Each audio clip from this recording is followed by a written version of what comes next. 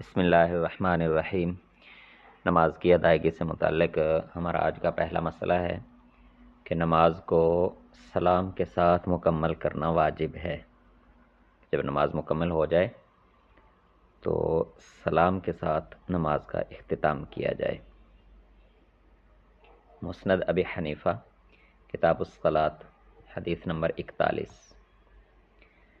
سیدنا عبداللہ بن مسعود رضی اللہ عنہ سے روایت ہے کہ رسول اللہ صلی اللہ علیہ وسلم اپنی دائیں طرف سلام کرتے السلام علیکم ورحمۃ اللہ، یہاں تک کہ آپ کے چہرے کا دایاں حصہ نظر آ جاتا۔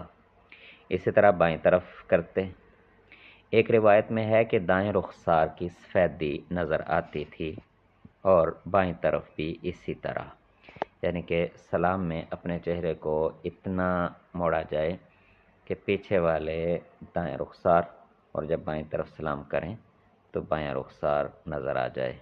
یہ سنت ہے۔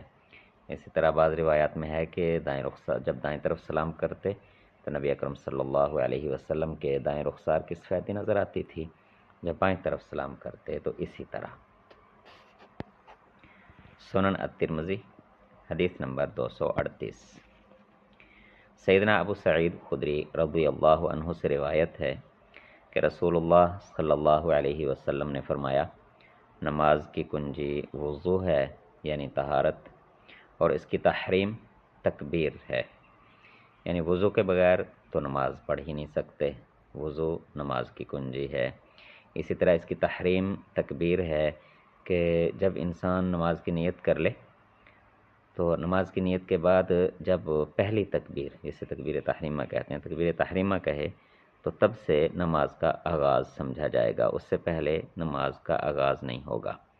تو جب تکبیر تحریمہ کہہ دی، اس کے بعد اب پابندی ہے کہ جو نماز کے احکام ہیں بس انہی کی پاسداری کی جائے، نماز کو مکمل کیا جائے، نماز کے علاوہ پھر انسان کوئی دوسرا کام نہ کرے۔ تو اگر بلا ضرورت نماز کے اندر انسان حرکت کرے کہ جس میں دیکھنے والے کو محسوس ہو کہ یہ نماز نہیں پڑھ رہا، تو ایسا کرنے سے نماز ختم ہو جاتی ہے۔ تو اس میں فقہاء کرام، علماء کرام نے کہا ہے کہ ایک رکن کے درمیان، مثلا اگر انسان نماز میں قیام میں کھڑا ہوا ہے تو بلا ضرورت اگر 3 مرتبہ ہاتھ ہلائے، خارش وغیرہ کر لے بغیر مجبوری کے، تو اس کی نماز ٹوٹ جاتی ہے۔ یا ایک ہی دفعہ ہاتھ ہلائے اور اتنی دیر تک خارش کرتا رہے یا کپڑے درست کرتا رہے کہ جس میں 3 مرتبہ ہاتھ ہلانے کے برابر وقت گزر جائے تو پھر نماز ختم ہو جاتی ہے۔ تو اتنی احتیاط کے ساتھ، ادب کے ساتھ نماز ادا کی جائے۔ اسی طرح قیام کے بعد رکوع میں بھی سکون سے، فضول کپڑوں کو سیدھا کرنا دائیں بائیں آگے پیچھے سے، اور ایسے خام خواہ کبھی کہیں خارش کبھی کہیں خارش، جیسے بعض لوگوں کی عادت ہوتی ہے، اللہ تعالیٰ معاف فرمائے۔ اگر کوئی مریض ہے، کسی کی مجبوری ہے تو اس کو نہیں کہا جا سکتا، لیکن ایسے ہی بعض لوگوں کی عادت ہے، نماز میں کھڑے ہیں کچھ پتہ نہیں ہے، کوئی داڑھی میں ہاتھ پھیر رہا ہے، کوئی کپڑے درست کر رہا ہے، کوئی کبھی اپنے پاؤں کو دیکھ رہا ہے، تو ایسا کرنے سے نماز ختم ہو جاتی ہے۔ تو یہ کرنا حرام ہے نماز میں۔